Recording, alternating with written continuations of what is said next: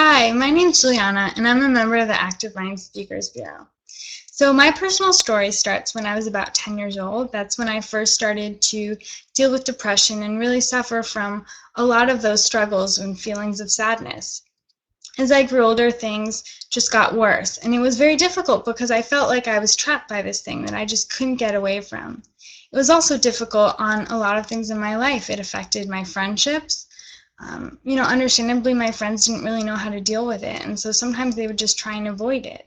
My family, understandably, it's very hard to see someone whom you love go through something so painful, and a lot of times they didn't know what to do and felt very helpless.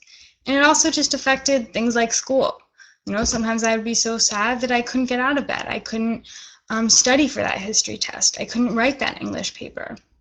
And I really identified as someone who, I loved school. I loved learning. I loved reading. I loved being in that academic environment.